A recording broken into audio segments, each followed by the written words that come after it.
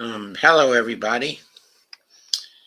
This is Empowering Democracy, and it's Thursday night. So this, is Neoliberalism night. Well, yesterday, in our Dump the Corruption show, we went into some of the viewpoints, of RFK Jr. In some detail. And we compared them to, a framework and tried to point out which areas he was strong in and which areas he was weak in. But after that show, I realized that I hadn't really gotten into his own statement of the priorities that he identified on his website. So tonight, I wanted, to do that prior to the comparison I plan to do between the Cornel West's statement, of his priorities and Robert F. Kennedy Jr.'s statement, of his. So, of course, I'm going to do this by sharing RFKJ's site, with you, sharing the screen, and we will go through the priorities that he identifies.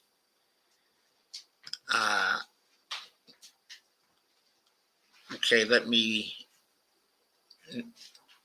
actually bring up the priorities for a moment.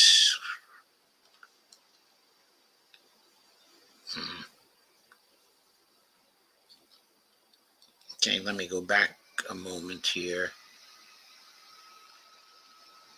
What is wrong with this?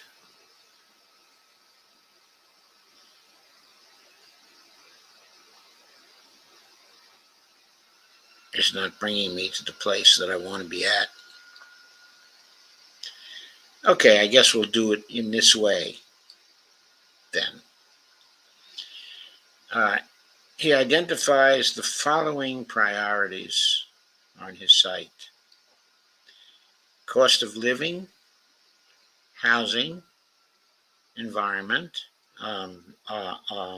honest government, reconciliation, peace, border, civil liberties, racial healing, also Native Americans, and finally, revitalization. So I wanted to go through each of these with you and provide an interpretation of what he is saying. So let us go to the cost of living priority here.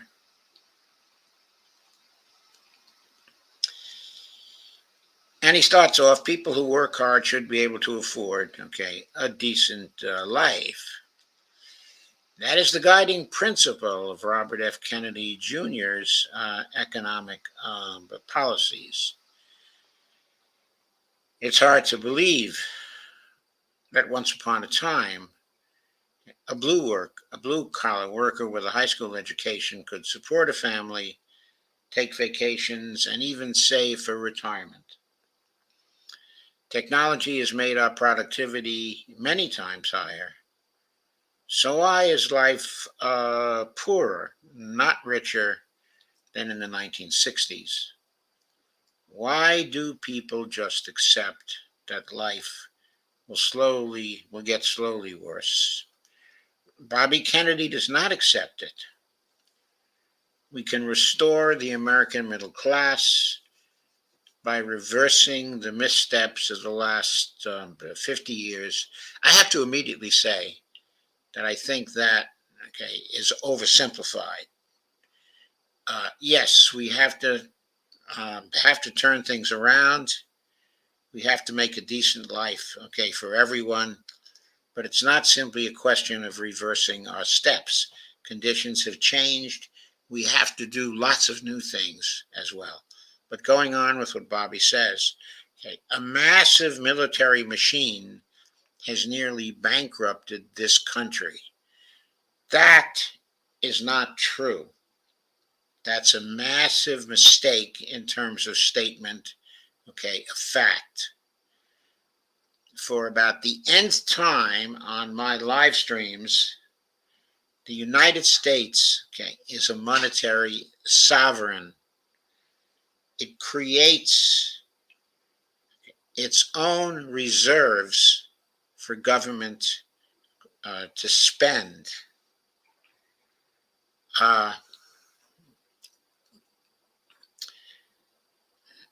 It does not take tax money and spend the tax money. It does not take the proceeds of selling bonds and use those proceeds to spend. Yes, we issue bonds, and yes, we tax, but the bond money and the tax money is destroyed at the Federal Reserve in settlement when deposits by the federal government are settled. The business rule used by the Federal Reserve is we destroy that money. We redeem the previously issued dollars of the United States that came from the taxes and from the sale, okay, of bonds. And then we issue new reserves to the Treasury spending account. So, as long as the Federal Reserve is able to create money out of thin air, which power, by the way, it has been given by the Congress of the United States, which has the initial power to coin money as specified in Article 1, Section 8 of the Constitution. As long as that power is still there, okay, in the Congress, as long as it is delegated to the Federal Reserve, as long as part of that power is delegated to the Treasury Department, this country can never be bankrupted, no matter how much it spends to support, okay, its military machine. So that is an error in fact, and it implies that from Bobby Kennedy's point of view, the only way for the government to get money is to either tax to get it or sell bonds, okay, to get it. And it also implies that he believes that the bond proceeds and the tax revenue are used for government spending. If it's not correct for me to say that he believes that, then that means that this website is deliberately not telling us the truth as the authors of the website see it. Okay, so my inference is that he believes it's the tax money, okay, and the bond money that are being used to spend, and that money, okay, is limited by the amounts of money that can be taxed and by the amounts of money that can be raised by selling bonds. Now, that is exactly what was believed by that great proponent of neoliberalism, specifically Margaret Thatcher, who famously said, "There is no such thing as public money. There is only the money the people have." I'm here to tell you, there is such a thing, okay, as the public money, and it's created all the time by the Federal Reserve. actually placing newly created public money into the Treasury spending account in accordance with the appropriations of Congress. Okay, now going further. The website says rampant corruption in Washington has put corporations in charge, enriching the wealthiest as working people have dropped out of the middle class. That is a true statement. There is rampant corruption in congressional fundraising and in campaign fundraising for the executive branch. And there's also corruption in the form of various favors which the billionaires and millionaires are doing for the justices of the Supreme Court, as we've been finding out, in recent months. Many of the justices are handsomely supported by the billionaires, and the very rich. And they took full advantage of that particular support. And then they often come up with decisions that enrich those same people. Rampant corruption in Washington has put corporations and the very rich in charge. I agree with that. Enriching the wealthiest as working people have dropped out of the middle class. Okay. Official unemployment is low, but most of the jobs are in the low-pay service sector. That is true. Wealth inequality in the country is at 100-year highs. Yes. More than 60% of Americans live paycheck to paycheck with no savings before an emergency. I'm not certain of that statistic, but I can probably go along with that figure. Take-home pay after inflation and taxes has fallen 9% since Biden took office. Okay, I did not know that, but I expect that that is a true statement.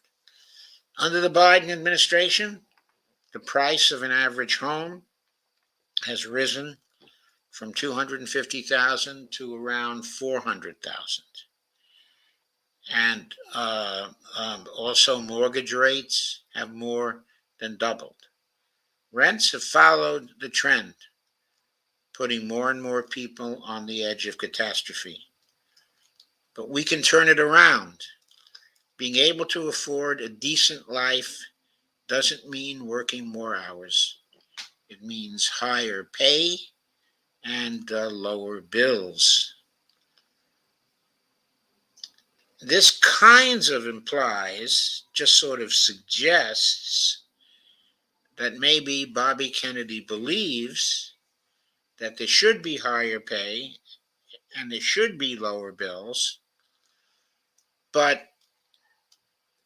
and that we shouldn't be working, any more hours, but not necessarily that we should be working any less hours.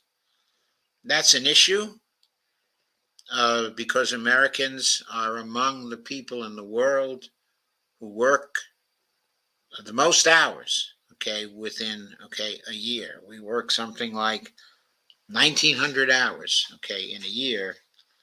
And when you compare this, to the countries of Europe, that comparison is a shocking statistic.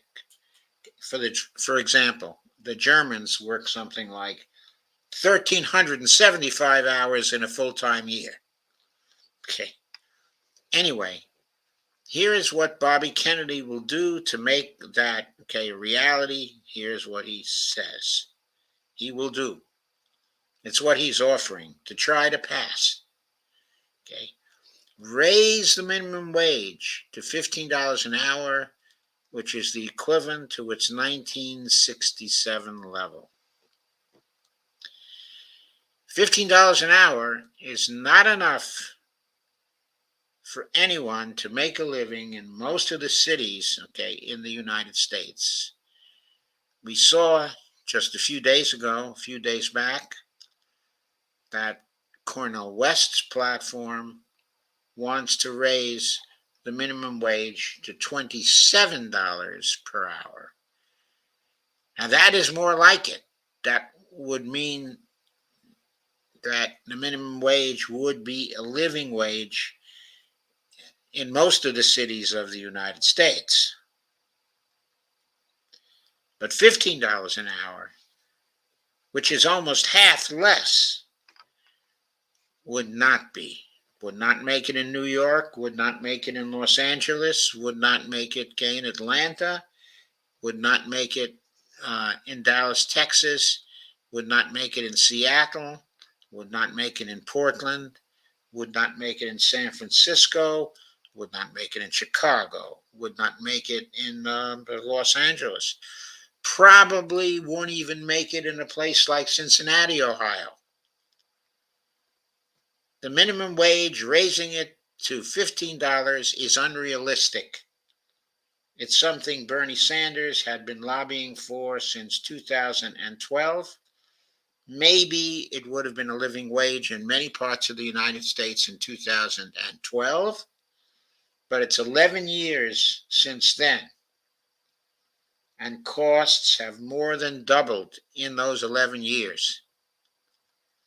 That's why $27 an hour is much more like it.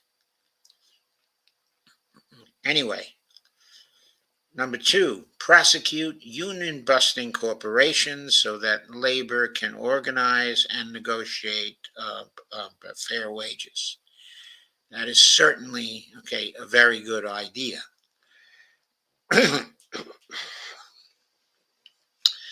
Expand free child care to millions of families with programs like that pioneered by the state of New Mexico. I'm not familiar with that program, but if it's a free child care program, I'm certainly for it. I wonder whether that program is based on need, though, as opposed to being a universal program for everyone. If it's based on need, I don't think we need that kind of program at the federal level. We need a program that will be fully sustainable and that will guarantee free child care to everyone. It's the universal programs that tend, to last. It's the programs based on need that get sniped at as a matter of practical politics by the Republicans. 4, drop housing costs by $1,000 per family. I gather that's per month and not per year. And make home ownership affordable by backing 3% home mortgages with tax-free bonds. I'm not sure exactly how that would work, but it sounds like a good idea. I'm sure we'll see more of it as we go through these priorities. 5, cut energy costs by restricting natural gas exports. We could certainly do that because we currently are self-sufficient in fossil fuel energy. But we could cut these prices, even more by going to renewable sources, of energy and accelerating our transition, to renewable sources, which of course would be much better for the environment. Support small businesses by redirecting regulatory scrutiny onto large corporations. Again, I think he should have spoke more plainly there, saying recreating regulatory scrutiny and focusing it on large corporations and introducing new regulations, as well. 7, secure the border and bring illegal immigration to a halt. so that undocumented migrants won't undercut wages. Well,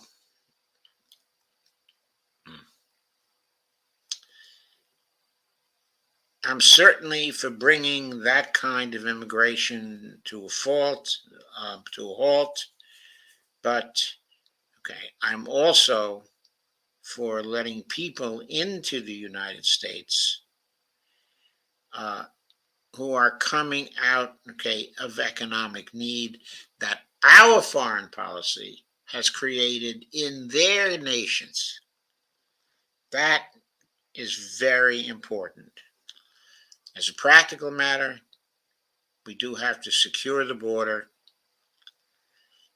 We need to spend, okay, a lot of money on immigration courts, though, so that people who have come to the United States, okay, for legitimate reasons, can immediately go to work here with papers. We have not been spending enough on the immigration courts. It takes too long to process people who come. I have the figure in my mind that it takes 3 years for people to get, okay, a court date. We need something more like 3 weeks. If that means, okay, a great expansion of the immigration court system, that's all right. We're a monetary sovereign. We have the money to do that. But we need to deliver justice to these people. Cornel West, okay, is promising that. My framework also demands it. Bobby Kennedy ought to have that, okay, in his priorities, I believe. Number 8, okay, negotiate trade deals that prevent low-wage countries from competing with American workers, okay, in a race to the bottom. I need to know, okay, a little bit more about that. Specifically how that would work, because there are lower wage countries all over the world. Are we going to negotiate trade deals that give us the right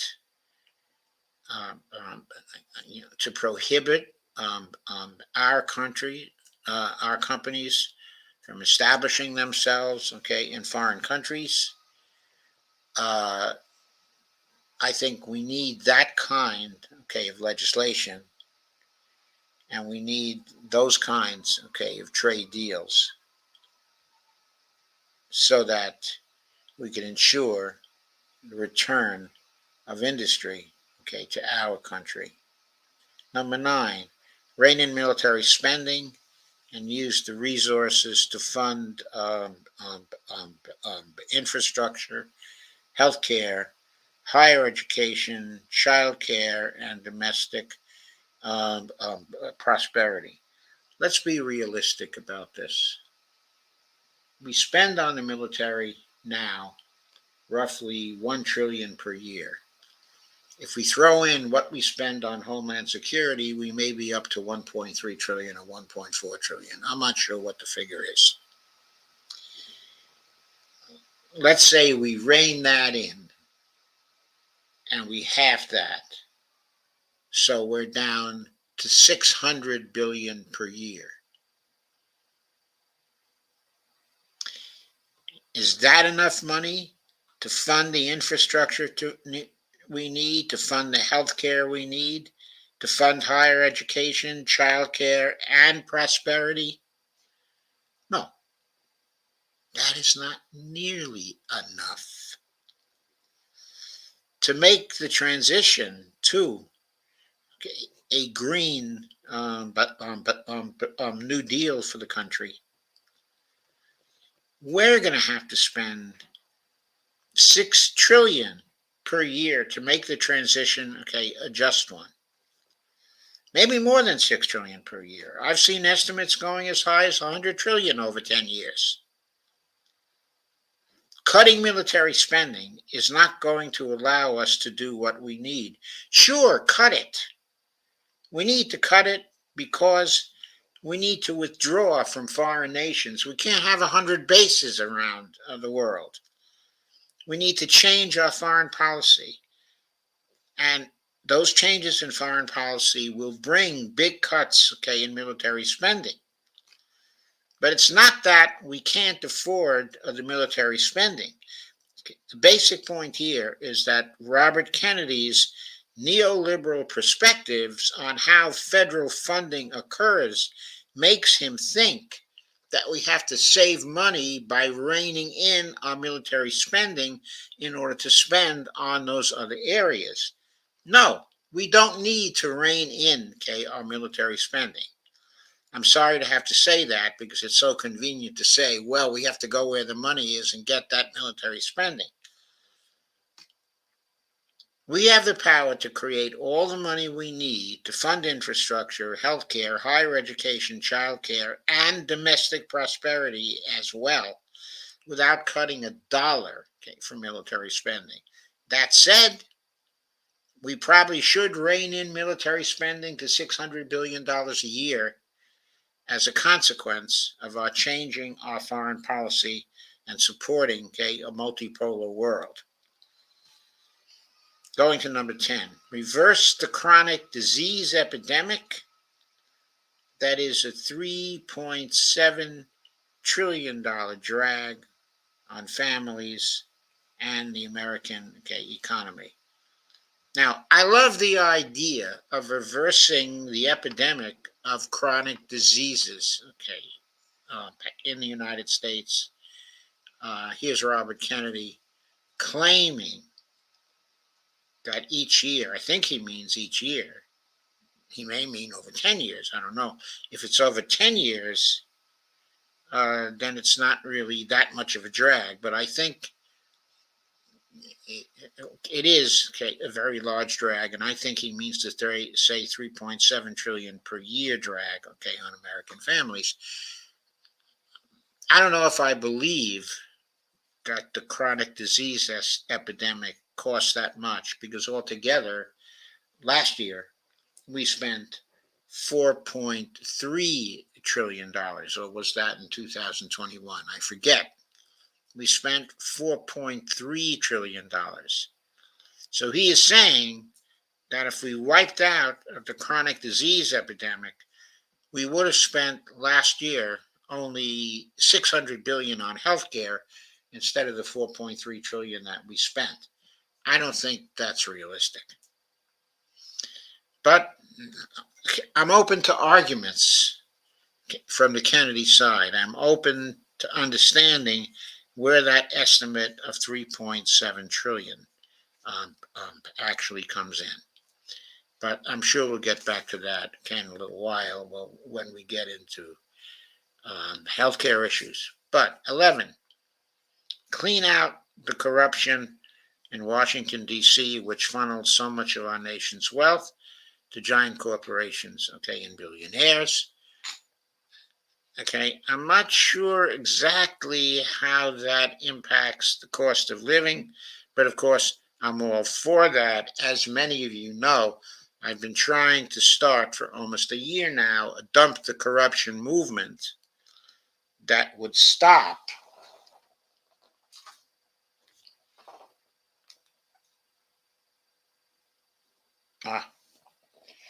that would stop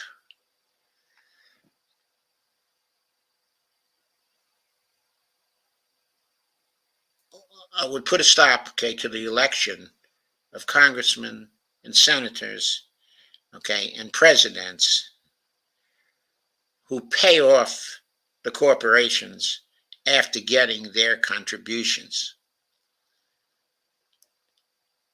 So much of our nation's wealth is funneled to giant corporations and billionaires. I completely agree with that. But the way to clean out, the corruption, in D.C. is by making those corrupt contributions toxic to the people who take them And you do that by creating, a movement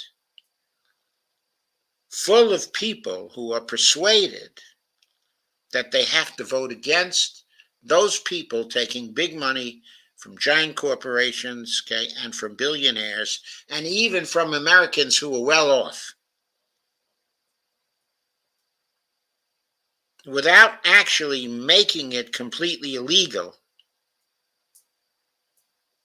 You have to make it harmful for politicians to take more than $200 in contributions from any source. That's what has to be done. I would like to see Robert Kennedy come out for that. He wants to clean out, the corruption, but he doesn't say how he's going to do it. Number 12, establish addiction healing centers on our organic farms across the country. I'm all for that. That's a wonderful idea. I'm not sure how that's going to reduce the cost of living, but it's a wonderful idea. Perhaps he can explain how it's going to reduce the cost of living. Number 13, make student debt dischargeable in bankruptcy and cut interest rates on student loans to zero. I'm all for that, but I'm even more for just eliminating the student debt, period. Everybody's student debt. That would be much more popular and much more acceptable to everybody. And yes, cut interest rates on student loans to zero. Absolutely, the government should do that. Indeed, there should be free college for all who want it, specifically paid for by the government, and students should be able to borrow money at an interest rate of zero to support themselves while they're going to school, if they need that kind of support. There should also be much more liberal grant programs for students so they don't even have to borrow the money. 14, cut drug costs by half to bring them in line, with other nations. Well, you know how you do that, don't you? One way you do it is you get, a Medicare for All program and allow Medicare to negotiate, with the drug companies. But another way you do it is just for the regulators, of the pharmaceutical companies to tell them they have to bring their prices in line with the prices they charge, in other nations. You have to force them to do that. The government has the power to do it. It should do it. People always ask, quote, how are we going to pay for this? The answer is simple. Yeah, the answer is very simple. But Bobby Kennedy's answer is first to end the military adventures and regime change wars like the one in Ukraine. The wars in Iraq, Afghanistan, Syria, and Libya already cost over $8 trillion. Yes, that's 90,000 per family of four. I haven't done the computation. It may well be 90,000 per family of four. Off the top of my head, that sounds right, to me. But we have to say, a number of things, about this. That 90,000 was spent by the federal government. It was not spent by the families of the United States. And the families of the United States do not owe that 90,000. Nor is there a need for them to pay back the 90,000, because that 90,000 was spent by money that was originally created was spent using money that was originally created by the federal government. So we can end the military adventures and the regime change wars like the ones in Ukraine that have cost us the $8 trillion. But we don't end them in order to save the $8 trillion so we can spend that in some other way elsewhere. We end them because those wars were ruinous and were foreign policy defeats for us that made our situation worse off in the world. That's why we end these wars. They're not in our interest. That's why, we end them. And if we want to spend $8 trillion to pay off all medical debt, all credit card debt, provide free child care, feed every hungry child, repair our infrastructure, and make college tuition free with money left over, we can spend all of that. He says that's enough to make Social Security solvent for another 30 years. Social Security doesn't have to be made solvent. Social Security just has to be appropriated. Funds for Social Security have to be appropriated by Congress every single year. The appropriation is enough. The federal government has the wherewithal, the capabilities to get the money created to make the Social Security spending. It's already in that system. We don't have to pay for it by saving anything. We have to pay for it in the way we usually pay for things, by creating money. All this whole priority illustrates perfectly that Bobby Kennedy's economic philosophy is basically neoliberal. That he has no knowledge of post-Keynesian economics, that he has no knowledge, of MMT.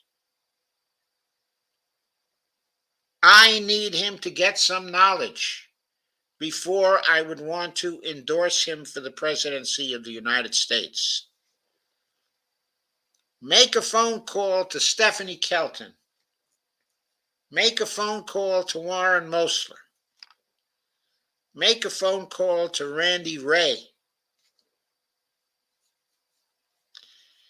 Make a phone call to the leading people among the MMTers.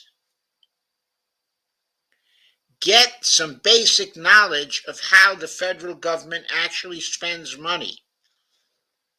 That should be a requirement, for the presidency. That should be a requirement both for Cornel West and for Bobby Kennedy.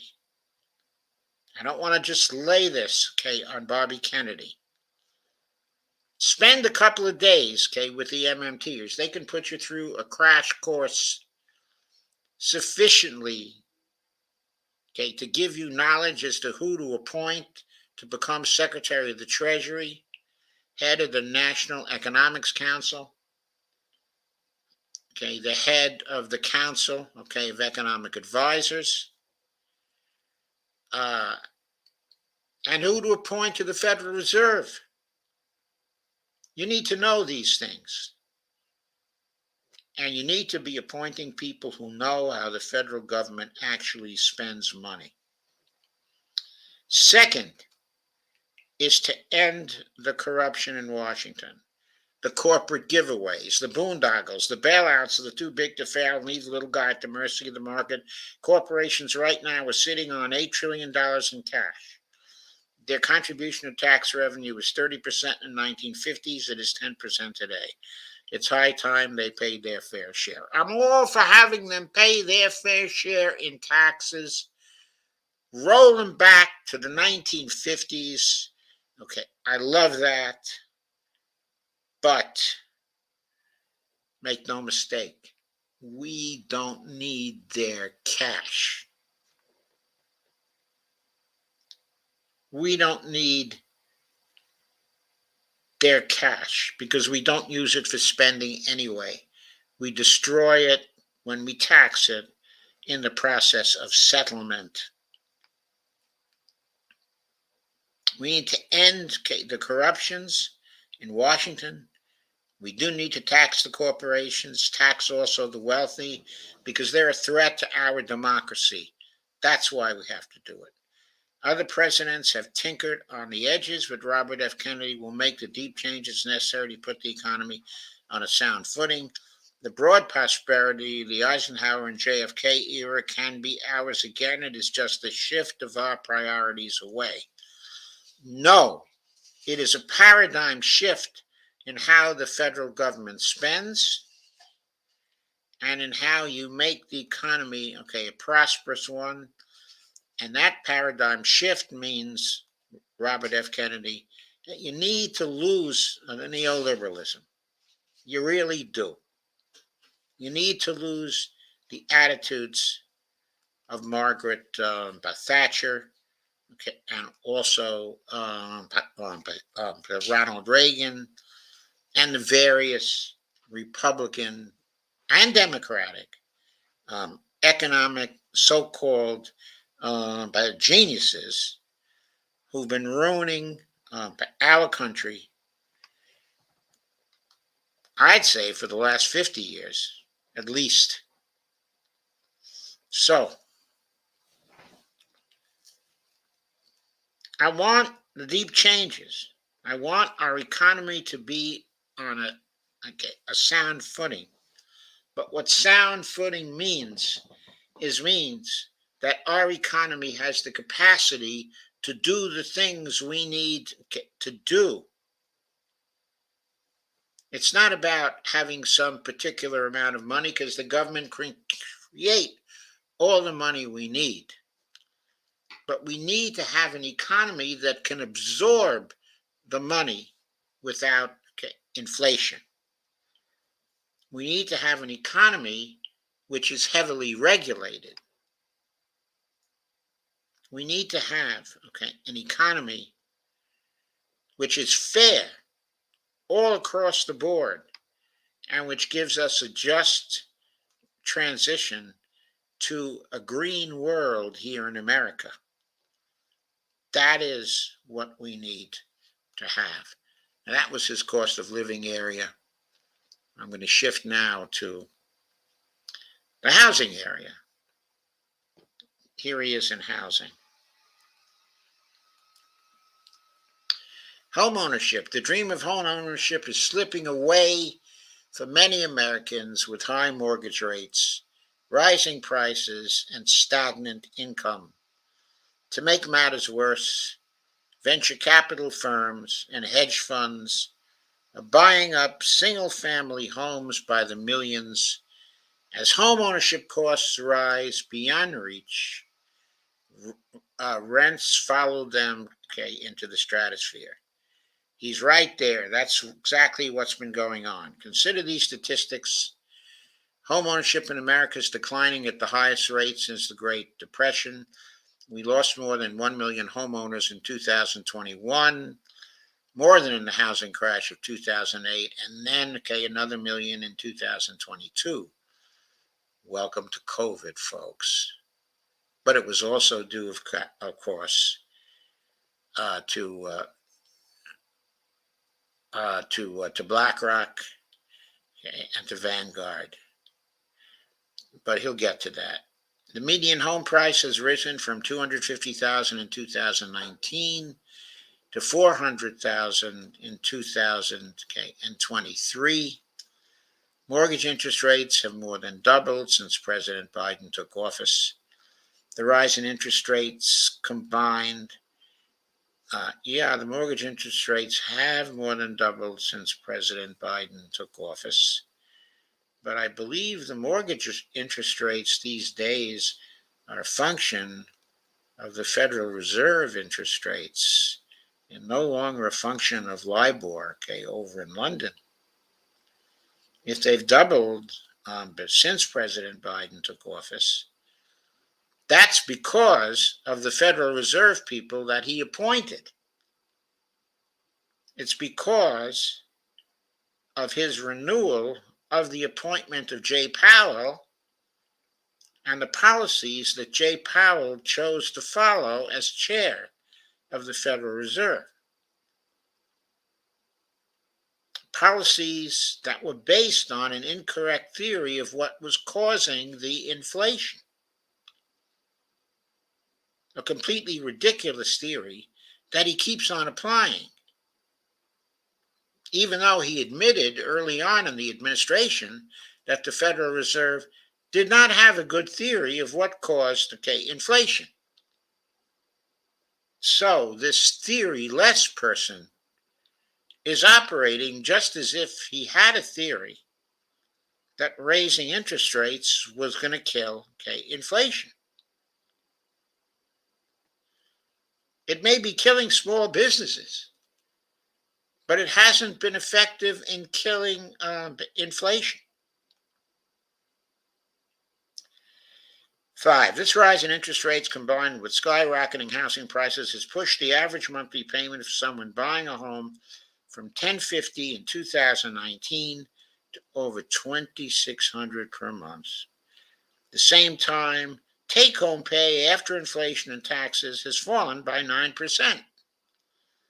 At the current pace, by 2030, 60% of single-family homes will be owned by corporations.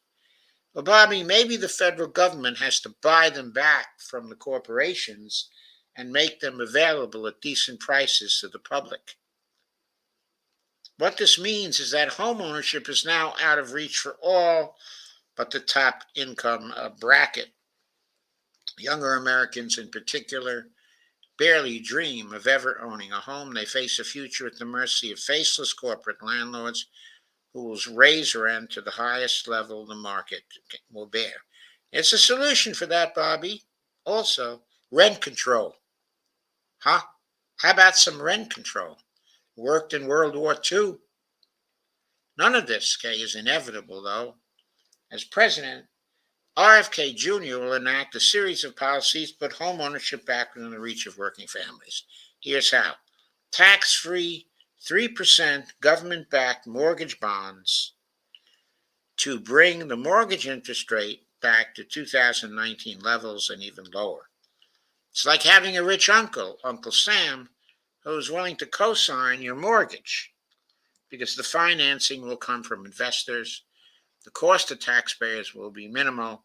This measure alone will reduce monthly costs for the average home purchase by $1,000. That certainly sounds like a good idea. I would like to know more, but I personally think it's easier for the government, just to buy back the properties and make them available at a lower price to people. Now, Bobby doesn't understand how that could be done because Bobby doesn't understand the platinum coin and what the platinum coin can do. One platinum coin could be issued to buy back all those properties from the corporations who have bought them. And then to make sure those corporations are less powerful than they are now, their gains can be taxed back by the government. How do you like that? 2, bring derelict land and buildings back online. Many cities have thousands of vacant lots and buildings that have been seized for tax arrears or other persons. The Kennedy administration will incentivize local governments to bring city-owned land and buildings back onto the market. Incentivize sounds too complicated, sounds too iffy, sounds to me like it's never going to do very much. But if the federal government were to buy back those things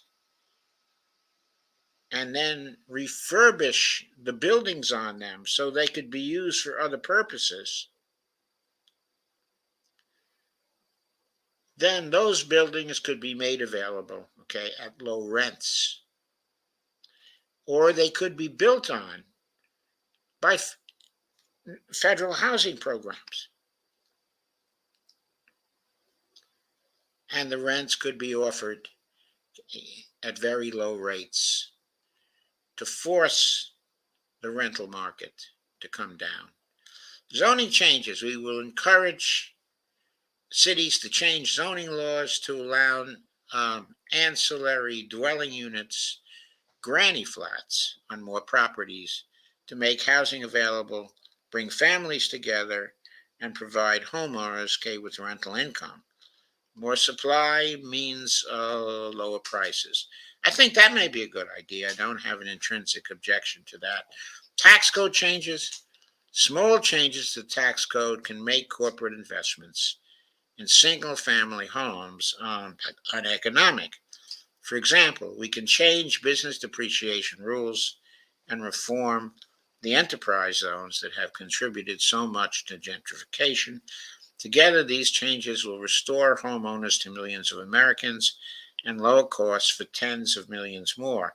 We'll get large corporations out of the single family home business.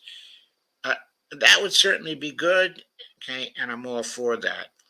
But why does Barbie always go to programs that involved the continued activities of the private sector in building housing? Why not go for programs that build social housing, as they have over in Europe and have been very successful in places such as Austria?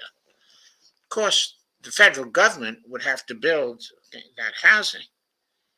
And of course, Bobby is probably worried about whether the federal government can afford it. And that's because he doesn't know anything about the modern money theory framework. If he did, he would know that the federal government could build all the social housing we would ever need.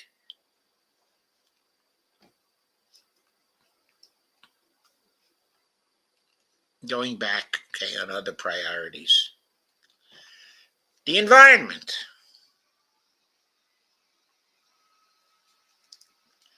Robert F. Kennedy Jr. spent most of his career as an environmental lawyer, suing big polluters and the government agencies that failed to enforce the law.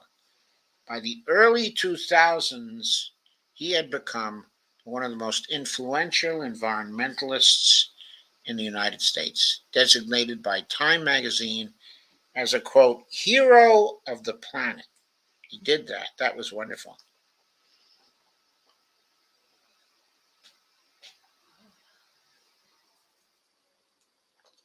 RFK Jr.'s success came from uniting liberal environmentalists with conservative rod and gun folks who shared a desire for a clean, healthy environment. As president, he will bring the same commitment and coalition building to address the most pressing environmental problems in America. Recent years have seen one environmental disaster after another: floods and droughts, fires, and toxic spills. Our soils are depleted, the weather is wacky, trees are dying, and the water in many places is toxic. Chronic disease is at an all-time high. We're going to address these problems at their root causes. It will shift agricultural subsidies so as to encourage regenerative practices. Why not just have grants for farmers doing regenerative forms of agriculture? Maybe that's what he means. Today, a new generation of farmers and ranchers is building soil, replenishing groundwater, and detoxifying land, all while producing just as much food as conventional farmers and earning a decent living. I like that. I'd like to know a little bit more about it. I'd like to know what he means by agricultural subsidies. Agricultural subsidies to whom? Are these going to go to any of the big farmers? Are they going to go to the big corporations in agriculture, such as Cargill? Who are they going to go to? We will incentivize the transition of industry to zero waste cycles and clean energy sources and forge agreements with other countries to implement these policies throughout the global supply chain. These first two policies will vastly reduce the toxic waste, industrial poisons, and pesticides that make people and ecosystems sick. Uh, Bobby Kennedy seems here to be including under environmental disaster, seems to be including extreme events caused by climate change. Why is that? Why doesn't he have a separate climate change category here? What is it about the way he thinks about these problems that makes him avoid the use of terms like the climate emergency, okay, and climate change? Does he doubt that our climate is changing and that state is due to human activity, to corporate activity? Next, we will incentivize the transition of industry to zero waste cycles and clean energy sources and forge agreements with other countries to implement these policies throughout the global supply chain. These two policies will vastly reduce the toxic waste, industrial poisons, and pesticides that make people and ecosystems sick. Now, it seems to me these first two policies would vastly reduce the CO2 going into the air and would then tend to limit, slow down, manage, curb the climate change that we are seeing. I say this in full knowledge that much climate change is already built into the system and that we can do nothing to curb it. But we can curb and stop further climate change caused by further emissions of CO2 and other toxic gases, into the air. Going further with Bobby Kennedy, we will protect wild lands from further development by curbing mining, logging, oil drilling, and suburban sprawl. We will become a global advocate. I'm really interested, by the way, in how he would restrict suburban sprawl. That's a really big question. What policies would he use, to do that? And how would he pay for those policies? Just through the mechanisms he conceives of, specifically taxing, and selling bonds. And I have to mention here that those don't really pay for anything anyway, but he thinks they do. And there's a story that can suggest, they do. But to try to stop, suburban sprawl, the kinds of policies that you would have to follow are going to cost lots and lots and lots of money. And I'm all for spending that money. But there's going to have to be deficit spending. Does Bobby Kennedy recognize the necessity for deficit spending and huge amounts of it? He says, we'll become a global advocate for rainforest preservation and but also marine restoration. I certainly hope he does. I would want him to do that. That's very, very important. I'm glad to see that he's thinking about that.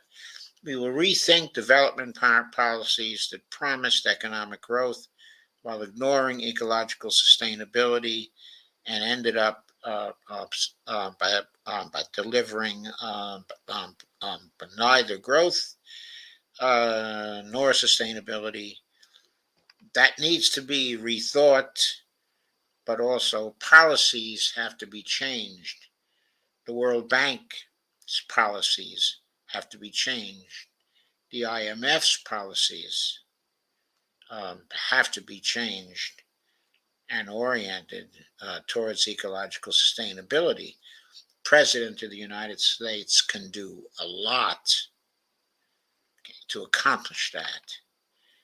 And it would be great if Bobby Kennedy did not just come in and advocate for that, but actually changed the development policies of those main funders of international development. Bobby also says we will restore the USDA and their EPA to their proper role of protecting health and the environment. Today, corporate influence has severely compromised these agencies, resulting in a proliferation of highly toxic chemicals in our food, soil, air, and water. It's time to clean it up. And it's time to prevent further emissions of toxicity into our food, our soil, our air, and water. How is that going to happen? In all of his policies, RFK Jr. will put people in places first. Now, this is a basic denial of the major tenets, of neoliberalism, which put profits first over people, and places. Bobby's saying that he's going to reverse that. How can he reverse that?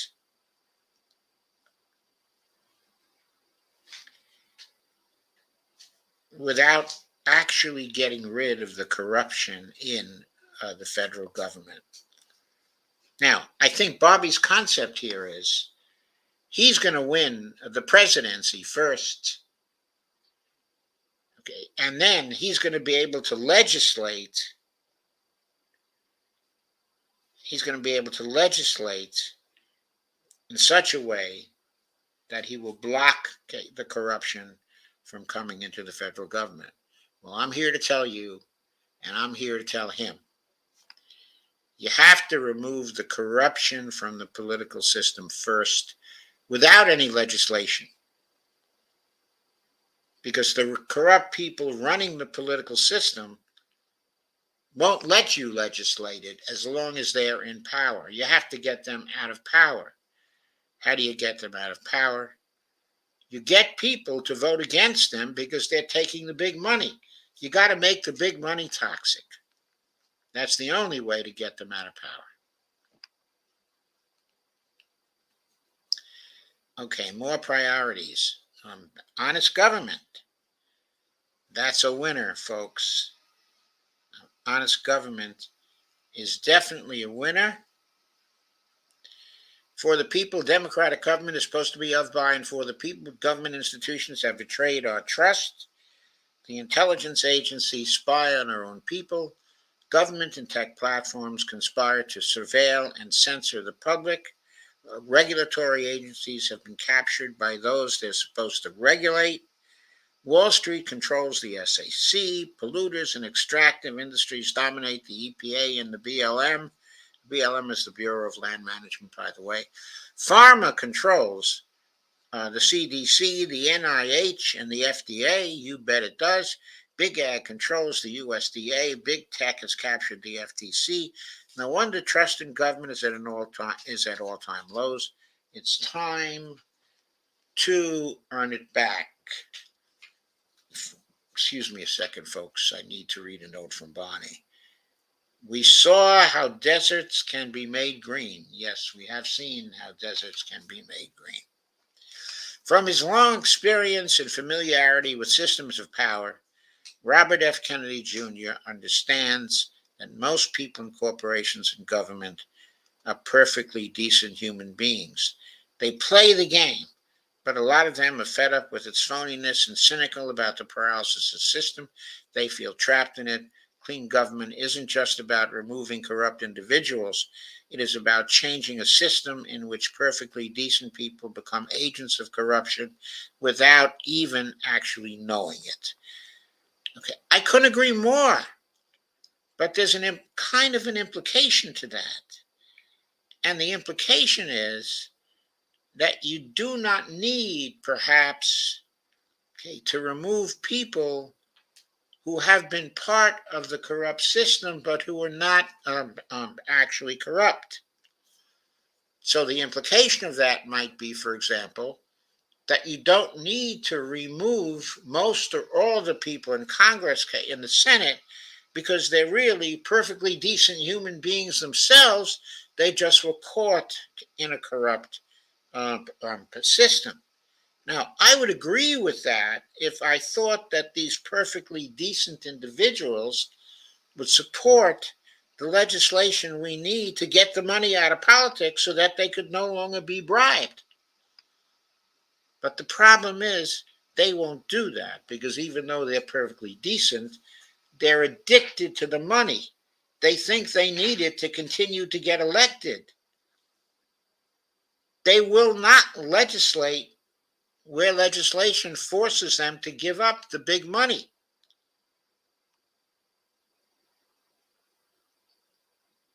We have seen Congresspeople raise far more than they need to become reelected from small dollar donations, and yet they take almost as much in large dollar donations at the same time. Why do they do that? Because they value the power. If they take more money than they need, they can help others. They can become leaders in Congress. They can become Speaker of the House. They can become ranking members, in committees. So they want that money, and they're not going to give that money up. So in spite of the fact that most of them are decent individuals, we need to get rid of them because they're taking the toxic money. We need to bring in people who won't dare take the toxic money because they saw us get rid of all the others who were taking the toxic money. Bobby says we're going to remake public institutions to serve the public. We'll roll back the secrecy and make government transparent. We will protect whistleblowers and prosecute officials who abuse the public trust. We'll rein in the lobbyists and slam shut the revolving door that shuns people from government agencies to lucrative positions in the companies they were supposed to regulate and back again. We'll get money out of politics. We'll open our institutions to real citizen involvement. It'll restore integrity to government. Yes, I'm glad you want to do that. You will be able to do that. But in order to do that,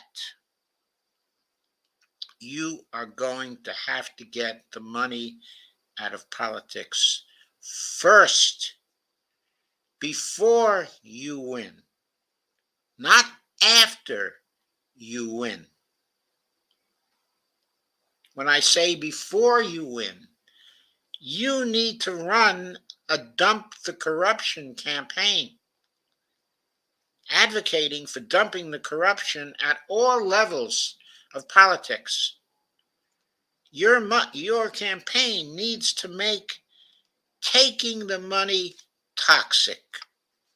So people who will take it and who have taken it will lose their positions and will be replaced by candidates who are taking only small donations. That means in 2025, you would have a new Congress and a new Senate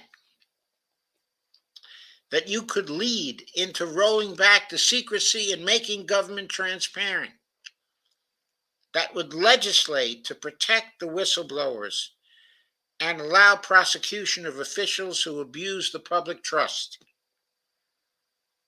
You could get legislation to rein in the lobbyists and slam shut the revolving door.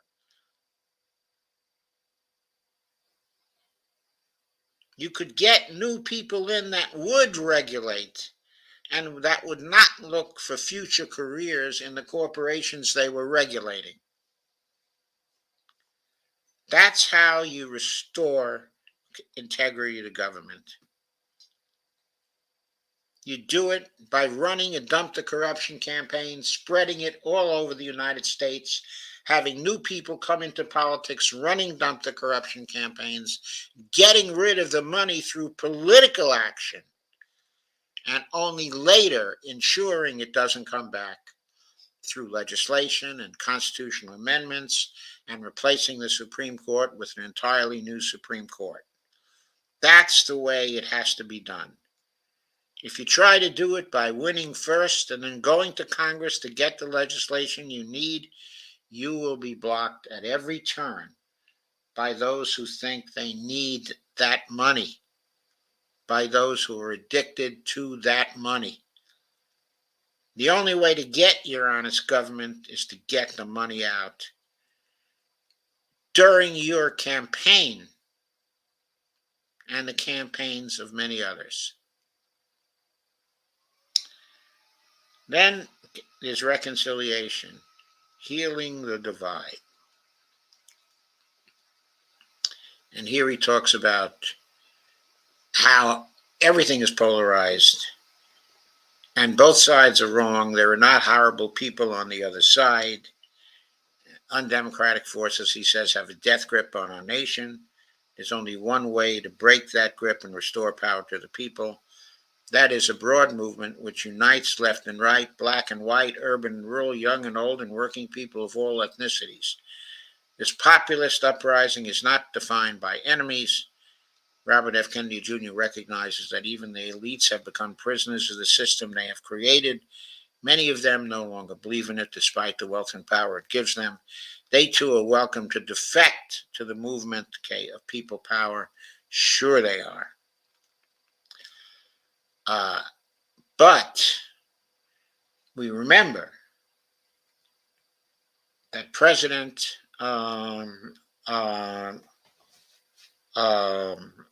Obama ran on unifying people, on stopping the divides, in this country. And what did he do? He exacerbated the divides. How did he exacerbate the divides? Because the divides that exist are not just a function of deliberate conflict and polarization, in our nation. What they result from is the failure of the political system to solve the problems, of our society. That is what creates the issues that divide people left and right. That's what creates the conditions that the two major parties have thrived upon to divide Americans, from one another. You can't just ask people to come together and get them to come together and think they're going to stay together. People unified to get other presidents, into power, even by considerable majorities. But they didn't stay unified. The unity broke, in just a few months, because the corrupt individuals in Congress didn't care about the unity. What they cared about was their donors. And what they cared about was their pet issues and doing things for their donors. And that immediately destroyed the unity with which presidents begin their terms. How long was it before the people who were not interested, in unity torpedoed the idea of $15 an hour, in the Biden administration. How long was it before Biden had to conciliate Kirsten Sinema, and Joe Manchin? How long was it before the whole system broke off into different interests, each wanting their piece of the pie?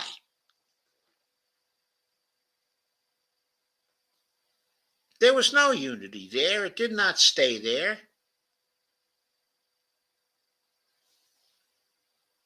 To keep people in one piece, first you have to get the toxic money out of politics and get your Congress clean, your Senate clean, and your executive branch clean. And then you have to start the problems people have. You don't solve their problems by suggesting and passing a $15 an hour minimum wage. That just lets them go down from 3 jobs to 2. You do solve the problem by making sure that there's a socially inclusive minimum wage, that there's also a job guarantee at more than the minimum wage for anyone who wants a job, that there's a basic income at 2/3 of the job guarantee wage. Those are the kinds of things you do to solve problems. You take aggressive action on the climate. You begin to solve these problems, and people see your successes, and they continue to self-organize around you because you are solving problems, because you are delivering on your promises. That's the way unity comes. Unity doesn't come first. It comes from a political system that works. It comes from a government that is once again trusted. It comes from a country that can be proud of itself and that is proud of itself. That's the way unity is created. Step 1 is getting rid of the corruption by getting rid of the money in politics. And you do that by defeating all the people who are taking the big money. RFK Jr. has clear positions on most of today's divisive trigger issues like abortion, guns, and immigration. And he knows that both sides have legitimate concerns and legitimate moral positions. No one is deplorable. Furthermore, most of the disagreements obscure deeper shared values. Everybody wants their children to be safe. No one wants more abortions, nor do they want to force women to undergo unwanted pregnancies. I have to say, Bobby, I don't think those are true statements. There are people who want to force women to undergo unwanted pregnancies. To name one, Sam Alito, a justice of the Supreme Court, based on his opinions, seems to want to force women to undergo unwanted pregnancies. Maybe all of the justices who voted with him in the Hobbs decision feel the same way. There are people who do want to do that, and to say there are not is simply can't. Can't, C-A-N-T. Please look it up in the dictionary. Everybody wants safe streets, yet few wish for millions of people to languish in prison. I have to say, Bobby, go talk to Ted Cruz about that. Robert F. Kennedy will draw on the broad moral agreements beneath our divisions. He will model careful listening. That is good. Can you please model careful listening to the MMTers instead of completely ignoring them and completely avoiding them? And create conditions where each group can hear the stories of the other. He will lead the way toward national reconciliation, respectful dialogue, and willingness to change, to grow, and to forgive. Now, I have to say, I think this is really one of Bobby's strong points. Careful listening, careful thinking, careful respect for current science, for scientists, and scientific progress. I know Bobby is often characterized as an anti-vax nut. That is a smear. He is not. He is someone who listens to the scientists and who listens, to the results, and who knows that scientific results have to be based on testing and on failure to falsify scientific theories and hypotheses. He knows that science has to be looked at continuously, critically, and that the authority of scientists is not to be accepted without question. There must always be questioning. There must always be criticism, because scientific progress is based on criticism. Bobby knows that. Not a lot of politicians do. And that is one of his real strong points, in my view. Now, in terms of comparison to Cornel West, I have to say that I don't know that Cornel West is lacking in this perspective either. He seems to me to be someone who is always willing to talk, who is always willing to hear criticism, who is always willing to foster discussion. But this is one of Bobby's strong points. It may be one of Cornell's as well. In Kennedy's own words, quote, "Every nation, like every individual, has a darker side and a lighter side. The easiest thing for a politician to do is to appeal to our greed, to our anger, to our fear, to our xenophobia, our bigotry, all of the alchemies of tribalism. I will appeal instead to our generosity as a people, our goodness, our kindness, and our courage." And here, I have to ask, what is your position over Israel based on? Because from where I sit, it's an example, of tribalism.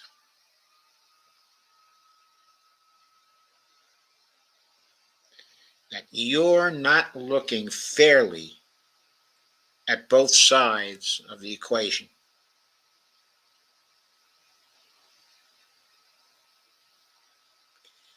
And I think you need to start listening more to the other side. You need to model careful listening in this area, not only with respect to Ukraine, but in this area, as well.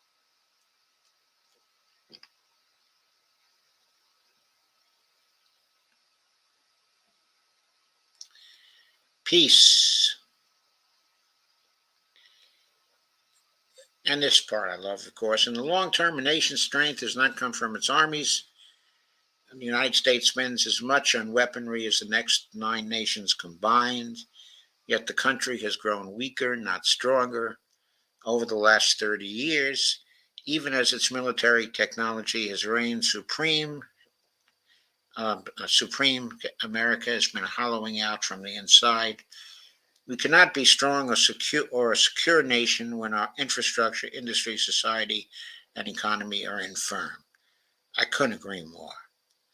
A high priority of the Kennedy administration will be to make America strong again. When the body is sick, it withdraws its energies from the extremities in order to nourish the vital organs. It is time to end the imperial project. I couldn't agree more. Couldn't agree more. It looks like Bobby is ready to accept the primacy of multipolarity in international politics. It is time to end the imperial project and attend to all that has been neglected: the crumbling cities, the antiquated railways, the failing water systems, the decaying infrastructure, the ailing economy. Annual defense spending is close to $1 trillion. We maintain 800 military bases around the world. The peace dividend that was supposed to come after the Berlin Wall fell was never redeemed. Why wasn't it actually redeemed? Because people wanted to weaken Russia and make sure it never rose again. People also wanted to exploit Russia for its material wealth. That is why we never cashed in, the peace dividend. We were after hegemony over the whole world, and we got that for a certain period of time after the fall, of the Soviet Union. Bobby says, now we have another chance. As president, Robert F. Kennedy will start the process of unwinding empire. We will bring the troops home. We will stop racking up unpayable debt to fight one war after another. Bobby, I got to take issue with that. All the debt is payable by the federal government without strain, without raising taxes, without selling more bonds. I will tell you exactly how to do it. What you do is, when and if you get into the presidency, one of the first things you do is to order the director of the mint to mint a 1-ounce platinum coin with a face value of $100 trillion.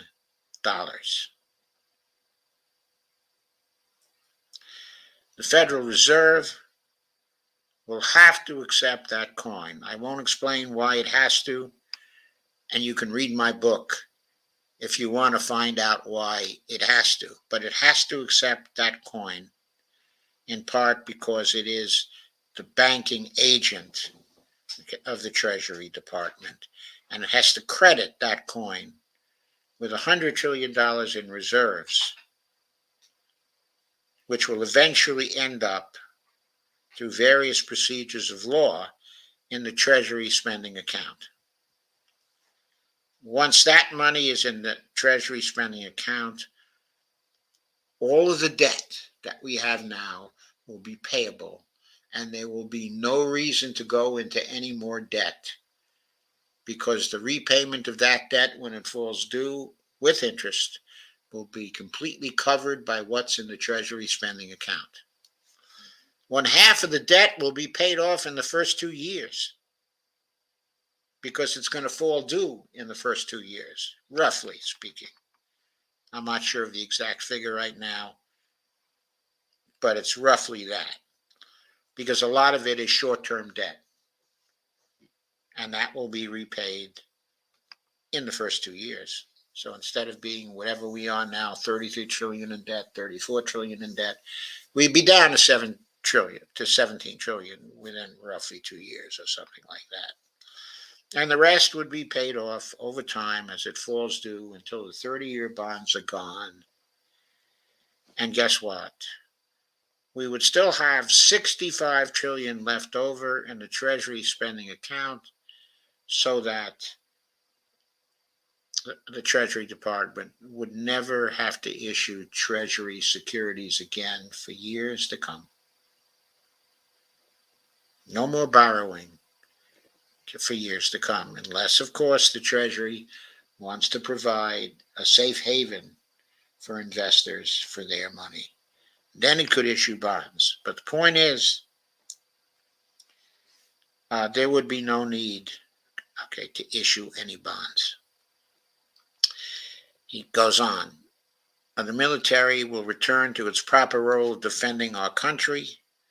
We will end the proxy wars, bombing campaigns, covert operations, coups, paramilitaries, and everything else that has become so normal. Most people don't know it's happening. But it is happening. A constant drain on our strength. It's time to come home and restore this country. I completely agree. In Ukraine, the most important priority is to end the suffering of the Ukrainian people, victims of a brutal Russian invasion, and also victims of American geopolitical machinations going back at least to 2014. Yes, but also victims of their own complicity in those political machinations. They cannot be given a clean bill of health. They contracted with the United States to support a regime that was looking to help the United States surround Russia with hostile states armed with missiles and nuclear weapons that would have been capable of reaching Moscow in a very few minutes. We must first get clear, is our mission to help the brave Ukrainians defend their sovereignty, or is it to use Ukraine as a pawn to weaken Russia? I would argue our mission there should be to change the regime inside of Ukraine so that it will support Ukrainian neutrality, because only a Ukraine that is neutral between Russia and NATO will be allowed to have sovereignty by the Russians. That is a reality in that situation. If you want to safeguard the dependence of Ukraine, the independence of Ukraine, and the sovereignty of Ukraine, they must be neutral, like Switzerland is neutral. They must be resolutely neutral. They must be neutral forever, or at least until world peace comes. Or is it to use Ukraine as a pawn to weaken Russia? You've put your finger on that. The problem is we were using it as a pawn to weaken Russia. That was our foreign policy objective. Robert F. Kennedy will choose the first, it says here. I think it should be the first as modified in the way that I stated it. He will find a diplomatic solution that brings peace to Ukraine and brings our resources back where they belong. Okay. I do believe that Robert F. Kennedy is going to try to do that. That's an area in which he is very sincere and very determined and very authentic, and that he can be trusted to bring that home. Offer to withdraw troops and nuclear-capable missiles from Russia's borders. Russia will withdraw its troops from Ukraine, guarantee its freedom and independence. UN peacekeepers will guarantee peace to the Russian-speaking eastern regions. We will put an end to this war. We will put an end to the suffering of the Ukrainian people. This will be the start of a broader program of demilitarization of all countries. I agree, Robert, that that's a good position, to begin to negotiate from. But you must recognize the reality of the situation on the ground. The war has led And the choice to prosecute this war after April 1st of 2024 was made by the collective West and by Ukraine itself. And that decision to continue with the war after that time, instead of making the peace the Russian offered, led to the conquest of 4 of the oblasts in eastern Ukraine by Russian military forces. And they have annexed those 4 oblasts. And they are not going to trust anyone, whether backed by the backed by the UN, backed by UN peacekeepers, backed by guarantees from NATO and from the United States. Their trust, the Russians' trust, has been abused so many times that they don't have sufficient amount of trust to give back those 4 areas to Ukraine or to anybody else.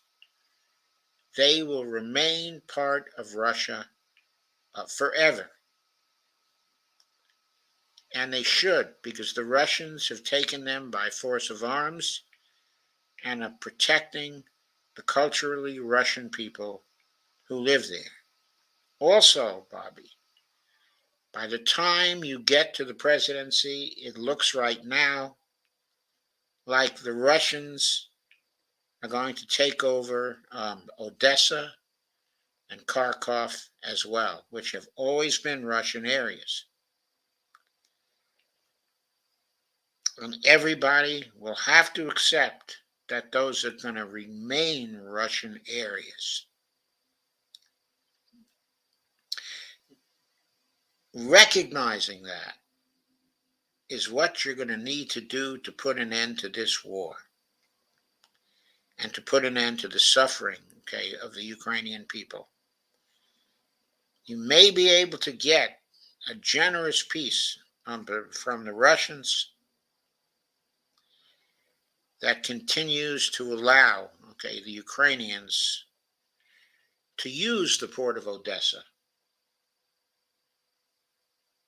on very favorable terms, but control of that port will remain with Russia from then on. Bobby says, we'll put an end to this war, we'll put an end to the suffering of the Ukrainian people. Well, that's how you do it, Bobby. And that will be a start of a broader program of demilitarization of all countries. The only way that will happen is with acceptance of the multipolarity of the world and with the acceptance that there are other superpowers, all of whom will have to demilitarize and will have to demilitarize in coordination with all others, and in ways that disadvantages no one of the superpowers. That's the only way we're going to get the kind, of demilitarization, which is going to work. That means that the United States will have to give up its idea of stopping China from fully developing. It will have to give up its idea that it's going to stop the Russians from becoming, a great power again, because guess what? They already are, a great power. And with our capacity right now and the capacity of NATO, we are militarily inferior to them in Europe at this point, in time. And if we don't want to remilitarize, which apparently you don't want to do, you and the Europeans are just going to have to accept that. Only a new security framework that makes the Russians feel secure will persuade them to demilitarize. And it will take years to restore the trust that was forged during the period from 1963 through the 1980s. The trust took a long time to build up from that period. And your uncle and Khrushchev were the ones who began to trust. The trust reached its height during the middle of the 1980s and the period just after that, which led to the collapse of the Soviet Union.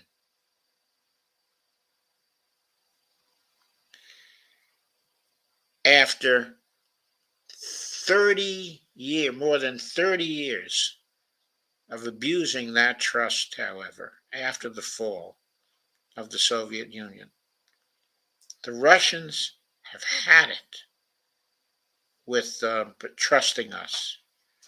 You may be able to begin the rebuilding of trust because the Kennedy name has weight with the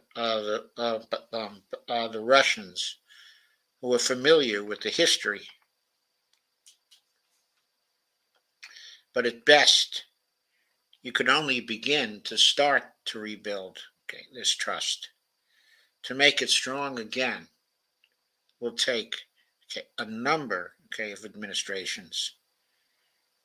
It took 30 years to fully break down that trust. We'll be lucky to rebuild it again in 15. And we'll have to be scrupulous about it. Bobby says we have to stop seeing the world in terms of enemies and adversaries. As John Quincy Adams wrote, quote, Americans do not grow abroad in search of monsters to destroy. But of course, we have been doing that. We have been doing that.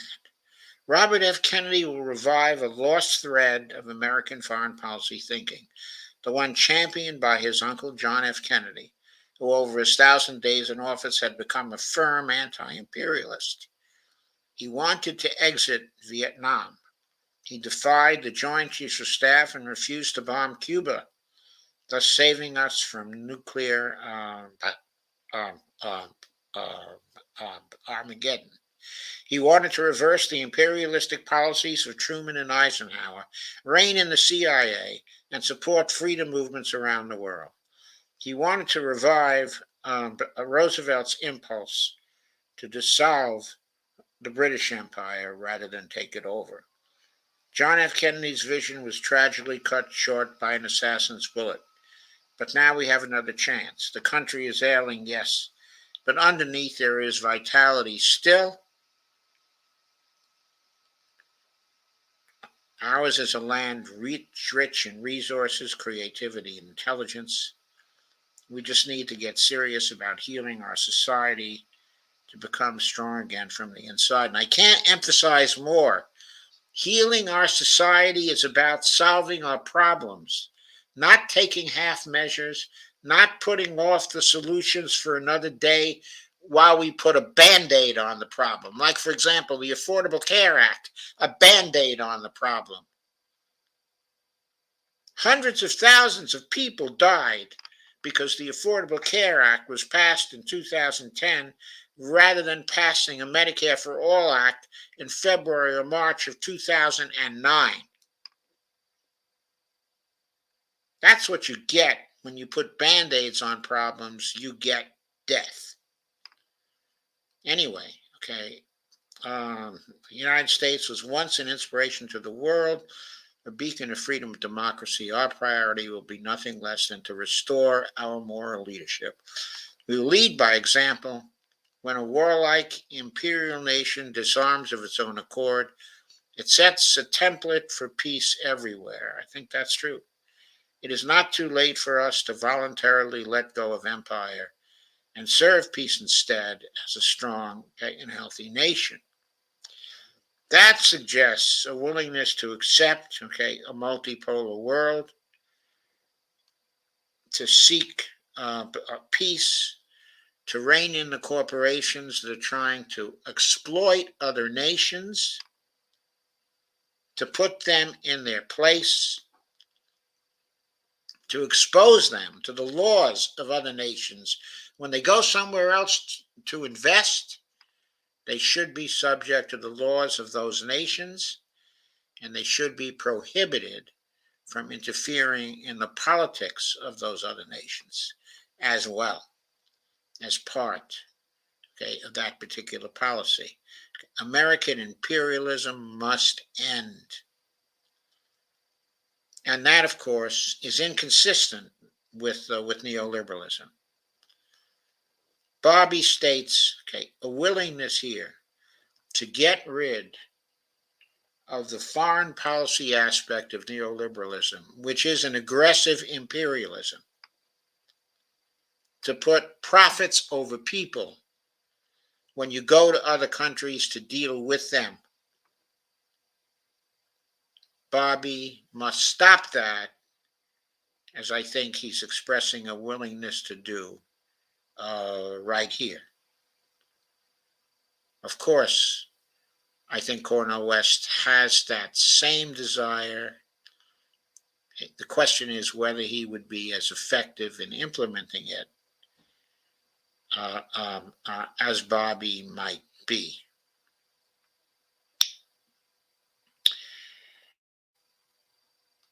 Well, I have a number of other areas to deal with here, but I only have time today to deal with one. That's the civil liberties area. So I'm going to do that because I think that's a very important area for Bobby Kennedy. And it's an area where I believe he would prosecute a new civil liberties agenda very aggressively. And I think that's of overwhelming importance for empowering democracy, which is, of course, what this show is all about. So, civil liberties. Restore our rights. Our administration will make it a top priority to protect and restore the fundamental civil liberties enshrined in the Bill of Rights that hold the essence, of what America can be. These liberties have endured constant assault for over 20 years, starting with the Bush-Cheney War on Terror and accelerating in the era, of lockdowns. Freedom of speech is the capstone of all other rights and freedoms. Once a government has the power to silence its opponents, no other right is safe. Bobby's absolutely right here, absolutely right. It will therefore dismantle the censorship industrial complex in which big tech censors, deplatforms, shadow bans, and algorithmically suppresses any person or opinion the government asks them to. We will respect the right to privacy and freedom from unreasonable searches and seizures by ending mass surveillance of American citizens and the abuse of civil asset forfeiture. I think with respect to civil asset forfeiture, to stop that, we may have to end that. If we try to end only the abuse of civil asset forfeiture, we are likely to get loopholes which will be exploited by the local governments because they have a strong incentive, to do that. Civil asset forfeiture is a sort of funds that they are short of. I should have said it's a source of funds which they are short of. We'll make sure that the COVID-era suspension of the right to assembly, trial by jury, and freedom of worship will never happen again. The same for the right to property. During COVID, 3.4 million businesses were forced to close. Many of them, including 60% of Black-owned businesses, will never reopen. He's right about that. Most of the business that were forced to close was small businesses. So again, this led to the oligarchization of business. Bobby wants to turn that back. That is so important. And it's so important that that becomes a strong area of intention the foreign administration. I don't know that a Cornel West administration would be as effective as a Bobby Kennedy administration in doing that, because I think that Cornel West has a severe disadvantage in technical knowledge compared to Bobby Kennedy. I'm not sure about that, but from the way I hear them talk, I would guess that that seems to be the case. If I'm wrong about that, then that's fine. Okay, as you know, or you can see from my handling of these things, haven't made my mind up yet between Cornel West, and Bobby Kennedy. But of course, in these analyses of Bobby Kennedy's stuff, I'm being very tough on him. I think you can see that, because there are shortcomings in the priorities that he is stating here. Going further, a Kennedy administration will respect American citizens, stop treating them like suspects and school children. We will stop the manipulation of the public with propaganda and targeted leaks.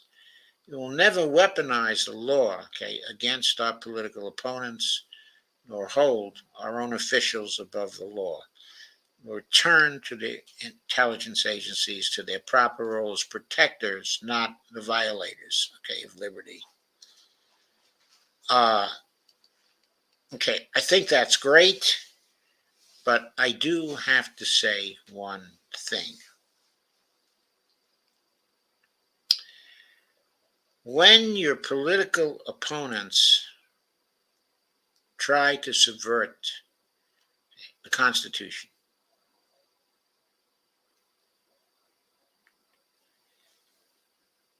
when they become guilty of inciting, an insurrection, then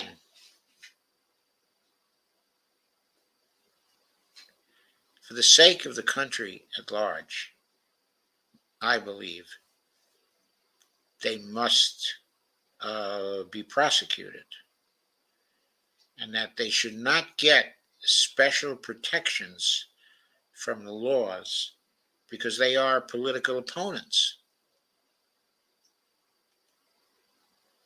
I think the laws have to be enforced against our politicians the same way they're enforced against anyone else.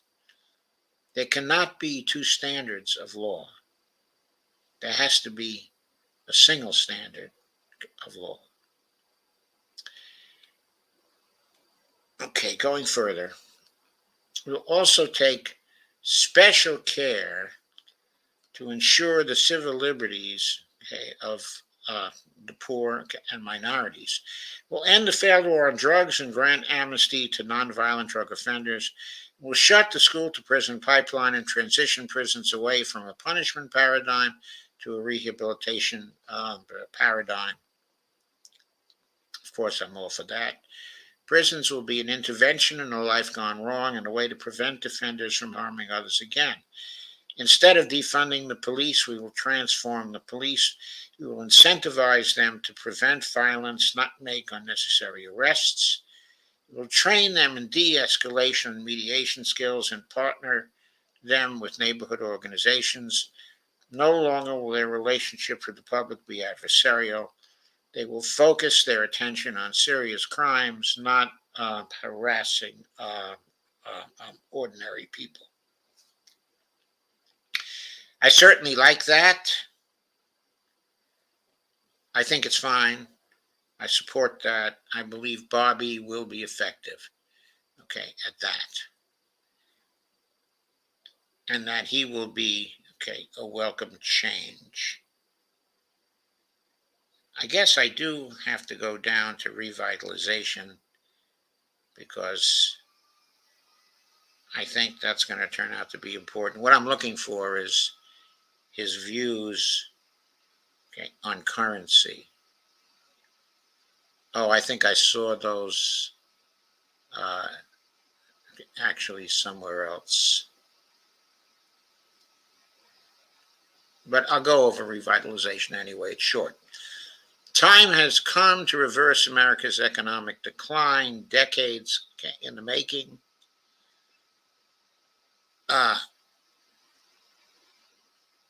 our country faces a widening wealth gap, the most unequal since the 1920s.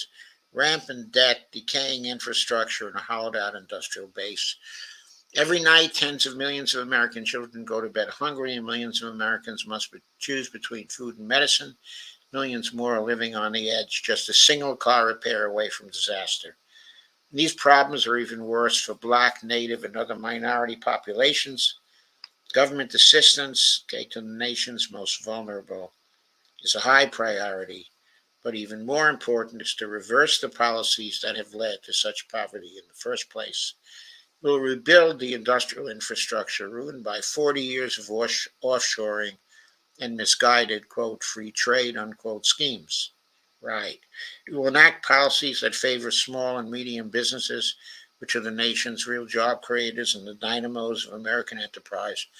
We'll support labor in reclaiming its fair share of American prosperity. We'll break up too big to fail banks, okay, and but also monopolies. And when crisis strikes, bail out the homeowners, debtors, and small business owners instead.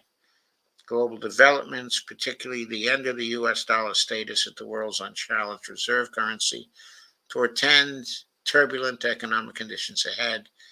Yet at the same time, we know that America is fundamentally a wealthy nation blessed with vast lands, rich resources, and a creative population. That is the vitality we will tap into to turn this country around. Another key aspect of American revitalization is our healthcare system, which consumes nearly 1/5 of GDP. It isn't just a matter of shifting the burden of who pays. The problem is much deeper. Healthcare spending per capita has increased 12-fold since 1960. Are we 12 times healthier? Quite the contrary. We face today a terrible pandemic, not of COVID, but of chronic disease, autoimmunity, allergies, diabetes, obesity, addiction, anxiety, and depression affect 2/3 of the population, up from a few percent in our grandparents' time. Can the administration will go beyond making existing modalities available to all to include low-cost alternative and holistic therapies that have been marginalized in a pharma-dominated system? We will move from a sick care system to a wellness society.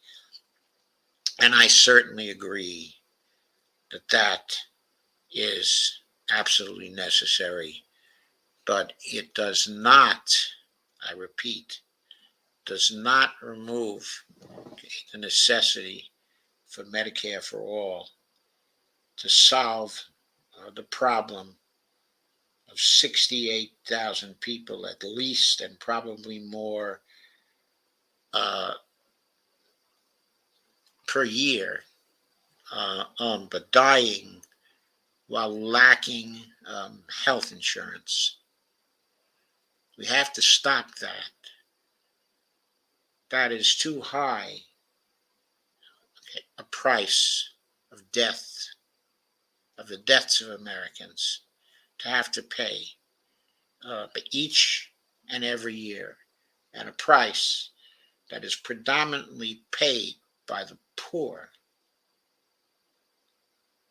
who cannot afford to get care, even when they're inside of the Medicaid system. We also can continue to pay the price of hundreds of thousands of bankruptcies per year. I think the figure is 600,000 bankruptcies per year due to medical debt that cannot be allowed to continue, in our country. That would be ended, by a Medicare for All plan. I know that Bobby doesn't want to fight the battle for Medicare for All. But I pointed out to him last night, I point out again here tonight, if he ran, a dump the corruption campaign, and everybody who ran for office ran a dump the corruption campaign, restricted to small dollar donations, and there was a movement, among the people to vote against candidates and office holders who were taking big money, a new Congress that would be delivered by this movement would easily pass, a Medicare for All bill, because it is supported by 70% of the population of the United States. They want to see it. It's the bought Congresses that have stopped it from actually becoming law and continuing the scourge of those 68,000 deaths per year and those 600,000 bankruptcies per year and the hundreds of thousands of divorces per year that also result from the tensions coming out of the financial stress to cope with our healthcare system in this country right now.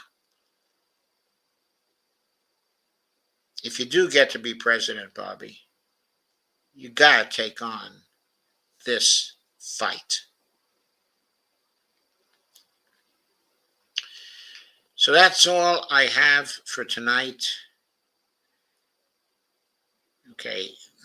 I think I have enough now to properly compare Cornel West, and Bobby Kennedy as candidates for the presidency. I will do that tomorrow night in my Dump the Corruption program at 9 p.m.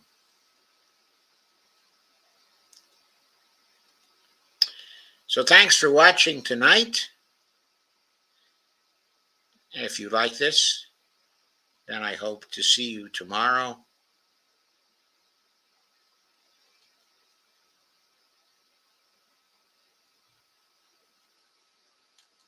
And for now, well, I guess I'm going to take a quick look at your comments.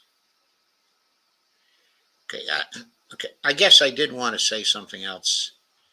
I don't know where I saw it, exactly. I tried to find it here tonight. It should have been somewhere on his website.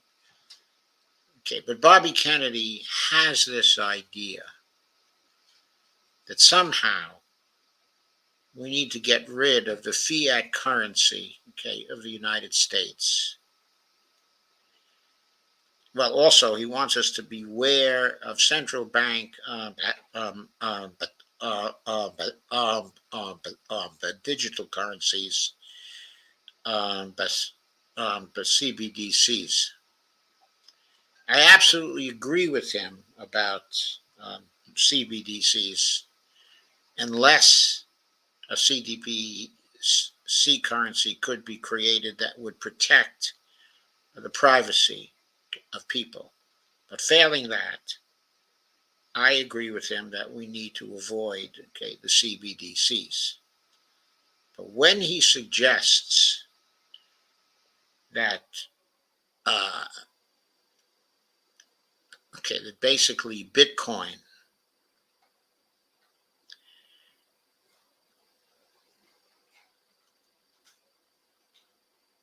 and that sort of currency is one of those assets that needs to become the basis, of our American currency, of our dollar. When he says that, when he advocates for that, and if he intends to do that, he will be courting disaster, because that would take away the monetary sovereignty, of the United States. lessen our policy space to respond to business cycles, and it would also make impossible the transition to a Green New Deal in a sufficient amount of time to head off, okay, the climate emergency for the United States. That would be an unequivocally stupid thing, okay, to do. And that in itself is enough to disqualify a presidential candidate from my standpoint. Now, I said this last night, I'm going to say it again. Bobby has shown, okay, the capacity to learn. He needs to apply that capacity to how the federal government actually finances federal spending. It's not hard. He can learn about it sufficiently to be conversant with it and to be able to talk intelligently about it. I mean, I judge within 2 days. He's certainly smart enough to do that. If he has the right people to teach him, I'm sure the right people are at his command. I don't know what it would cost him, but I don't even think it would cost him too much money. I think they would volunteer for the sake of the United States. He needs to spend a couple of days with them in intensive discussions.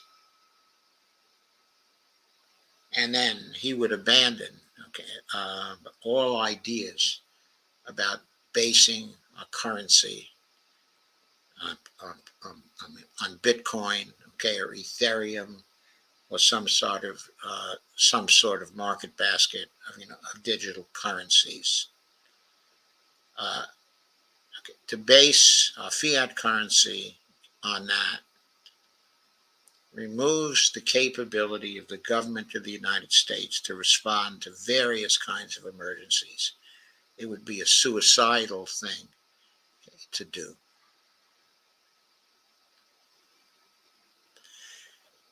And on that note, I'm going to entertain some comments, if there are none. I don't know if there are a lot of comments here today because I think everybody was absorbed by the Middle Eastern stuff. There's Steve Wolfbrand.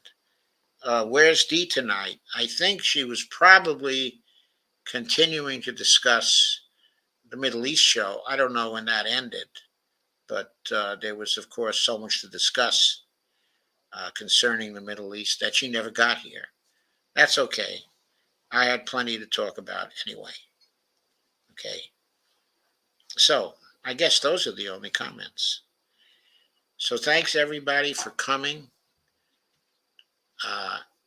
And I'll see you tomorrow night when I compare Barbie to Cornell. Thanks a lot.